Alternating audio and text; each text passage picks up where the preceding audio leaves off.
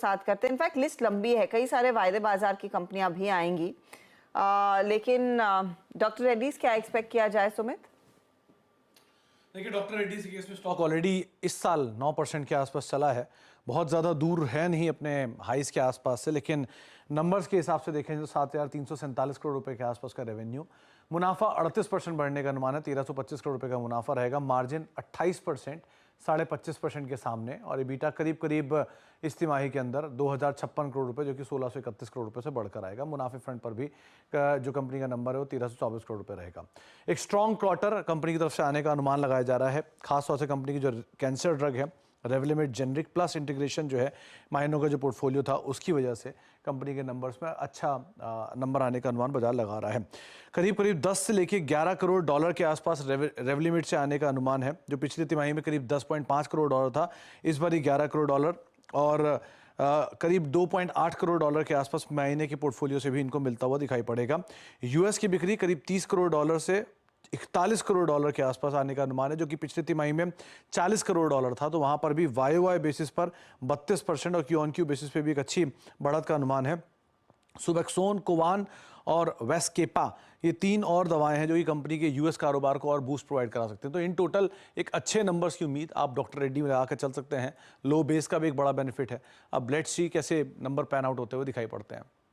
Okay, तो let's see क्या निकल कर आता है, और स्पेशली यूएस फ्रंट पर किस तरह की डिलीवरी आती है।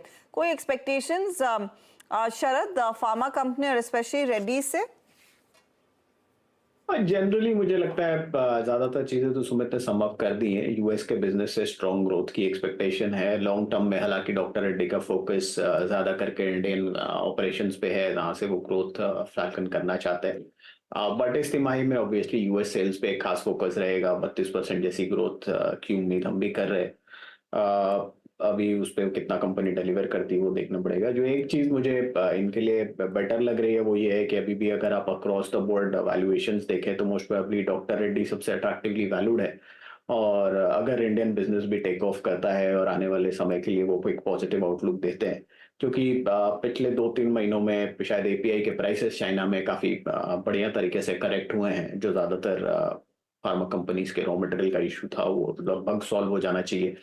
रेड सी की वजह से लॉजिस्टिक इशू शायद अभी भी इनको परेशान करेंगे, बट मेरे हिसाब से रॉ मटेरियल साइड पे जो प्रेशर था वो काफी हद तक अक्रॉस द जोन ईज होना चाहिए ज्यादातर फार्मा कंपनीज के लिए। उसका फायदा आपको डीआरएल में भी थोड़ा बहुत दिखना चाहिए। तो अगर मार्जिन इंप्रूवमेंट से रिलेटेड कुछ कंपनी गाइडेंस देती है तो वो और पॉजिटिव रहेगा।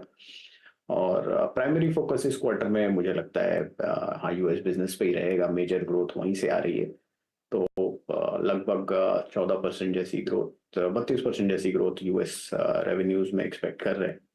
तो अगर वो आ पाती है तो काफी बढ़िया रहेगा मेरे लिए, और वैल्यूएशंस के लिहाज से काफी अट्रैक्टिव है। अगर कुछ री रेटिंग हो सकती है नंबर्स में आने वाले समय में, खास करके इंडियन बिजनेस में जो नए लॉन्चेस हैं, जो मर्जर्स वगैरह किए हैं, तो उसका काफी बड़ा फायदा डॉक्टर रेड्डी को मिलना चाहिए।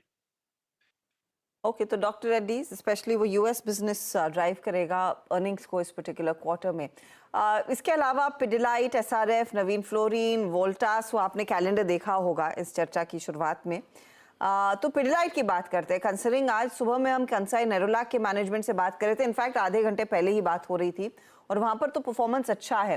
तो पेंट कंपनियों का जो परफॉर्मेंस है उसके मद्देनजर फिर पिडिलाइट भी क्या